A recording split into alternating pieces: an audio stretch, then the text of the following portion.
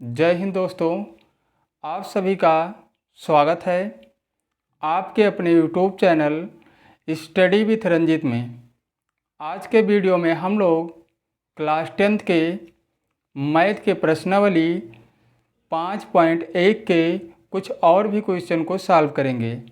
जैसा कि पिछले वीडियो में प्रश्नावली 5.1 का पहला क्वेश्चन जो था उसको सॉल्व किया गया था, और आज के इस वीडियो में दूसरे और तीसरे क्वेश्चन को सॉल्व करेंगे। तो चलिए शुरू करते हैं और देखते हैं हमारा दूसरा क्वेश्चन क्या है। जो दूसरा यहाँ पे क्वेश्चन दिया गया है, इसमें कहा गया है दी हुई समांतर श्रेणी के प्रथम 4 पद लिखिए, जबकि प्रथम पद ए और सार्वधातुक डी है।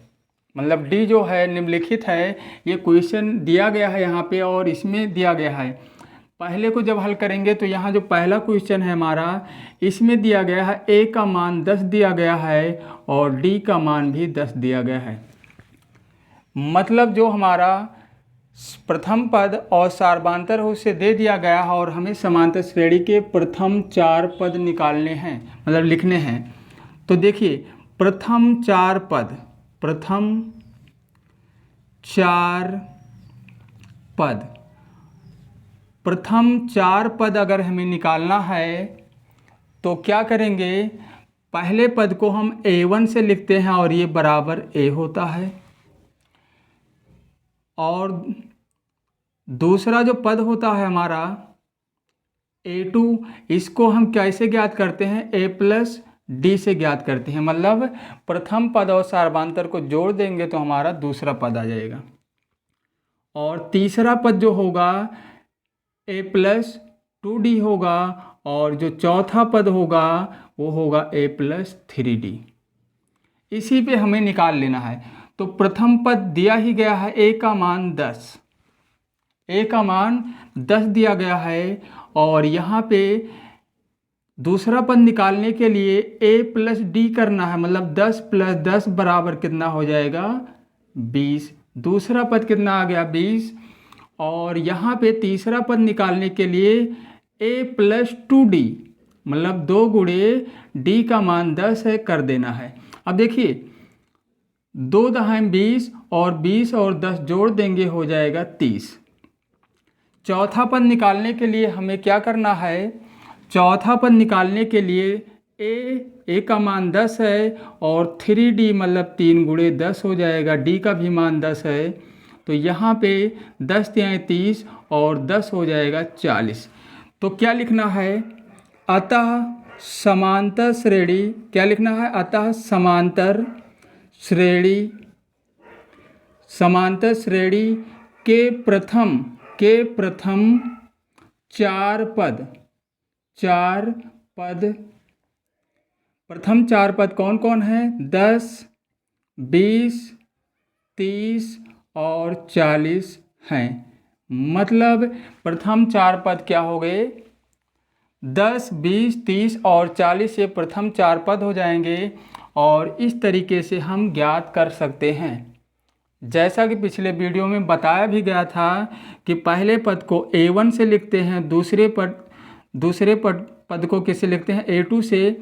और इसमें ये भी बताया गया था a1 बराबर होता है a, और a2 बराबर a प्लस डी, और a3 बराबर होता है a प्लस 2d, और a4 यानी चौथा पद बराबर होता है a प्लस 3d। इसी तरीके से ये चलता जाएगा, मतलब इसी क्रम में चलता जाएगा। पांचवा पद मतलब a5 का मतलब पांचवा पद, तो a प्लस 4d। यहाँ पे ध्यान देना है, अगर पांचवा पद निकालना है तो यहाँ 4d होगा, अगर तीसरा पद निकालना है तो 2d होगा, और छठा पद निकालना है तो 5d होगा। इसी तरीके से हम निकालेंगे पदों को। तो इस तरीके से निकाल सकते हैं, और इसी तरीके से इसको निकाला भी गया है। और चलते हम दूसरे क्वेश्चन को हल करते हैं।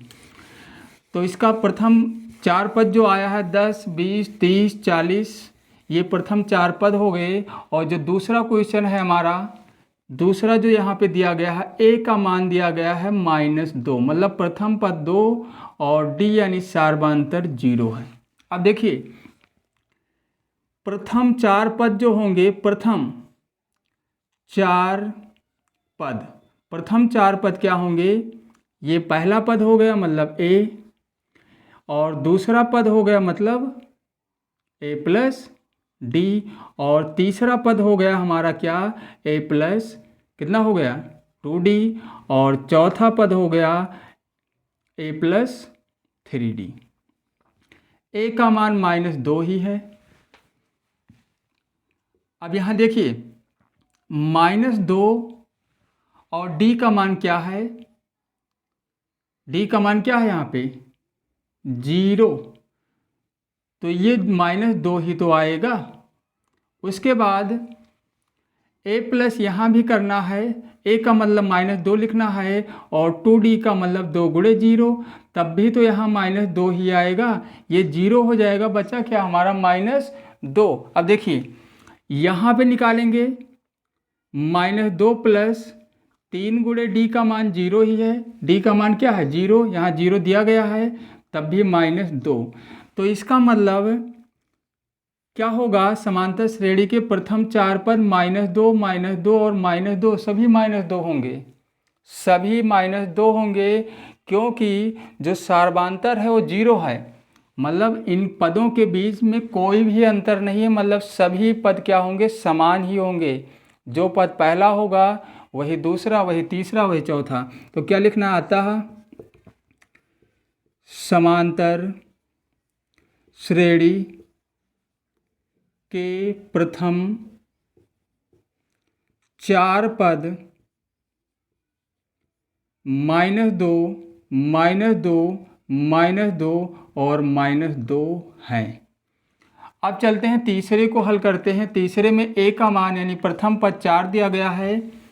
तीसरा जो है हमारा, इसमें a का मान 4 है और d का मान -3 है, मतलब जो सार्वधातर है कितना है? -3। अब देखिए तीसरा जो है यहाँ पे दिया गया है, a बराबर 4 है, d बराबर -3 है। तो प्रथम चार पद हमारे, अब इसको नहीं लिखेंगे, डायरेक्ट इसको हल करते हैं। प्रथम पद a1 होगा, मतलब ये a, और इसका मान 4 है। उसके बाद a2 यानी दूसरा पद निकालेंगे तो क्या हो जाएगा? a प्लस डी, और a प्लस डी का मतलब 4 प्लस -3, d का मान -3 ही तो है, तो यहाँ पे आ जाएगा कितना? 1। अब देखिए तीसरे पद को जब निकालेंगे, a प्लस 2d मतलब 4 प्लस 2 गुणे -3, तो देखिए 2 तिहाई 6 और 6 माइनस में आएगा। 6 क्या है? माइनस में आएगा, और 4 में से 6 माइनस होगा तो -2। अब देखिए अब चौथे पद को जब निकालेंगे तो a प्लस क्या करना है? 3d, 4 प्लस क्या हो जाएगा? 3 गुणे d यानी -3। इसका मतलब -3 और 3 का गुणा -9 होगा, और 4 में से 9 को घटाएंगे तो माइनस क्या आएगा? 5। तो प्रथम इस तरह लिख लेंगे इसे। प्रथम चार पद कितने हो जाएंगे?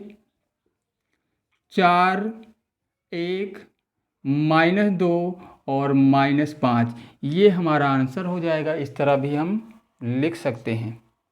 चलते हैं अगले को सॉल्व करते हैं, कोई चौथे क्वेश्चन को। जो चौथा क्वेश्चन है हमारा, उसमें क्या दिया गया है?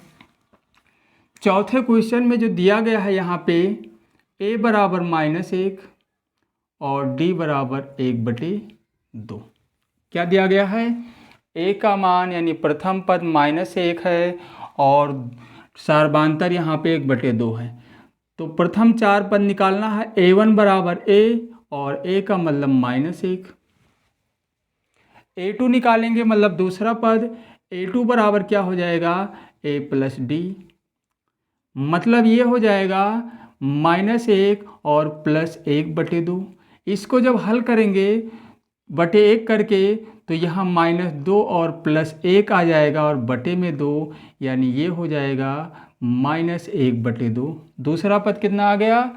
-1/2। अब देखिए तीसरा पद यानी a3 निकालेंगे, तो a प्लस क्या करना है? 2D, और इसका मतलब ये हुआ कि -1 और यहाँ पे 2 गुणे 1/2,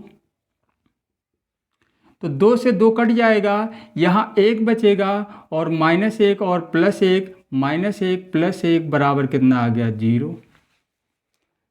चौथे पद को जब निकालेंगे a प्लस, मतलब चौथा पद जो होगा a + 3D, तो यहाँ -1 और +3 गुणे 1/2, और इसका मतलब ये होगा कि -1 और +3/2।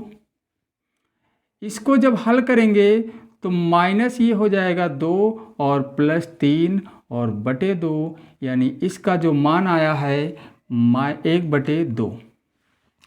जो हमारा चौथा पद होगा कितना होगा 1/2। तो प्रथम 4 पद क्या आए हैं, प्रथम मतलब समांतर श्रेणी के प्रथम 4 पद, प्रथम 4 पद जो हैं क्या होंगे, एक तो हमारा -1 होगा, उसके बाद -1/2, -1/2, उसके बाद 0, उसके बाद लास्ट में जो चौथा पद आया है 1/2, यही आंसर हो जाएगा।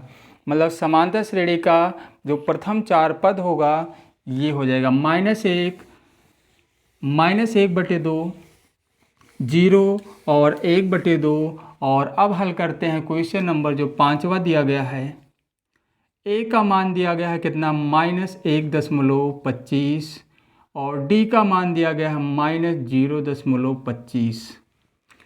तो प्रथम 4 पद यहाँ भी निकालना है, तुरंत ही उसी तरीके से हम हल करेंगे। पहला पद जो होगा ए और उसका मान दिया गया है 1.25।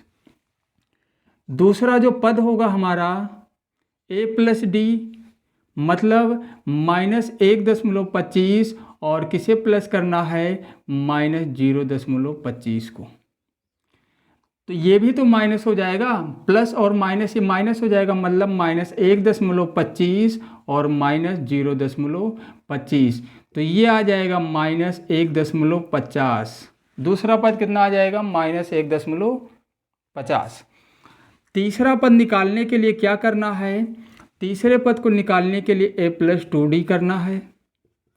a का मान -1 क्या है 25 और 2d का मतलब 2 गुणे -0, माइनस यहाँ पे है -0.25, तो यहाँ -1.25 और ये हो जाएगा -0.50, तो -1 कितना हो गया 75। तीसरा पद कितना आ गया, तीसरा पद हमारा कितना आया -1.75।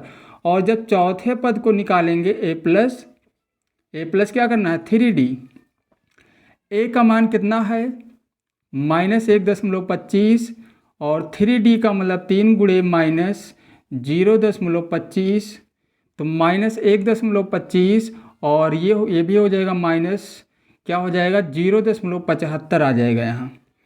और जब इसको जोड़ेंगे तो 5 10, 5 और 5 5 10 हो जाएगा, माइनस में ही आएगा, 7 2 9 और 1 10, यहाँ पे 2 आ जाएगा। मतलब ये कितना हो जाएगा, यहाँ पे 1.25 में जब 75.75 को जो मतलब घटाएंगे, दोनों माइनस में है तो जुड़ जाएगा, चिन्ह क्या होगा माइनस, तो 2 हो जाएगा और सीधा हम लिखेंगे -2। तो प्रथम जो है यहाँ पे प्रथम, मतलब इसको किस तरह लिख सकते हैं, समांतर श्रेणी के प्रथम, अतः इस तरह भी लिख सकते हैं, अतः समांतर श्रेणी के प्रथम 4 पद, प्रथम 4 पद जो हैं वो कौन कौन से हैं, -1.25 ये दिया ही गया था, उसके बाद -1.50, उसके बाद -1.75 आया है, उसके बाद -2.00 भी लिख सकते हैं, 2.00, मतलब ये प्रथम 4 पद हैं। और अब चलते हैं क्वेश्चन नंबर जो तीसरा है हमारा, उसको हल करते हैं। क्वेश्चन नंबर 3, तीसरे क्वेश्चन में ये कहा गया है, देखिए क्या कहा गया है, निम्नलिखित में से प्रत्येक समांतर श्रेणी के लिए प्रथम पद और सार्वधातुक ज्ञात कीजिए। केवल हमें क्या करना है, पहले पद को ज्ञात करना है और सार्वधातुक, बस, इसमें कुछ भी नहीं करना है। तीसरा क्वेश्चन है, उसका जो पहला है इसमें दिया गया है 3, तो क्वेश्चन को नहीं लिख रहे हैं, यहाँ पे क्वेश्चन लिखा ही है, सीधा हम देखते हैं। जो प्रथम पद होगा, केवल क्या पूछा गया, प्रथम पद, और प्रथम पद का मतलब a, और a का मान कितना है 3। और क्या पूछा गया है, सार्वधातुक। सार्वधातुक जो है उसे हम d से लिखते हैं, तो d कैसे निकालेंगे, सार्वधातुक कैसे निकाला जाता है, दूसरे पद में से पहले पद को घटा दो, 1 में से 3 को घटा देना है तो -2, तो हमारा ये दोनों आ गया है, प्रथम पद और सार्वधातुक। अब हल करते हैं दूसरे क्वेश्चन को। दूसरा जो क्वेश्चन है इसमें तीसरे में जो दूसरा क्वेश्चन दिया गया है, इसमें प्रथम पद क्या हो जाएगा हमारा, प्रथम पद यहाँ पे a, और a का मतलब -5, और क्या निकालेंगे, सार्वधातुक निकालने के लिए क्या करना है, d बराबर क्या करना है, दूसरे पद में से पहले पद को घटा दो। यहाँ पे जांच नहीं करना है कि ये समांतर श्रेणी है या नहीं, उसके लिए हमें कई पदों का चेक करना पड़ता है, देखना पड़ता है, दूसरे में से पहले को घटाएंगे, तीसरे में से दूसरे को घटाएंगे, इस तरह। लेकिन यहाँ पे साफ साफ कह दिया गया है कि ये समांतर श्रेणी है, तो हमें केवल सार्वधातुक एक बार निकाल लेना है, बार बार नहीं निकालना है। तो इसमें देखो दूसरा पद 1 है और पहला पद हमारा क्या है, पहला पद यहाँ -5 है, -5 को घटाना है, तो -1 और माइनस क्या हो गया, +5, अब ये यहाँ आ जाएगा 4। इसका जो सार्वधातुक आया कितना आया, 5 नहीं 4 आया है।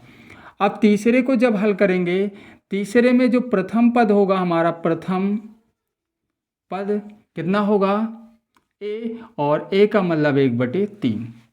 और अब हमें क्या निकालना है, सार्वधातुक, क्या निकालना है, सार्वधातुक यानी d निकालना है। उसके लिए क्या करना है, 5/3, मतलब जो दूसरा पद है हमारा, इसमें देखिए 5/3 में से क्या घटा देना है, 1/3, 1/3 को घटा देना है, तो यहाँ पे हर क्या है, हर समान है, हर क्या है, समान है, तो यहाँ 5 में से 1 घटा देंगे, 4 क्या आ जाएगा 3।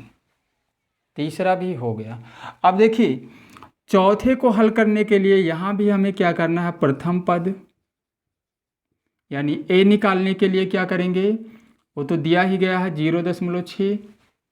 उसके बाद हमें क्या करना है, सार्वधातुक निकालना है, सार्वधातुक, और उसके लिए क्या करना है, दूसरे पद में से पहले पद को घटा देना है।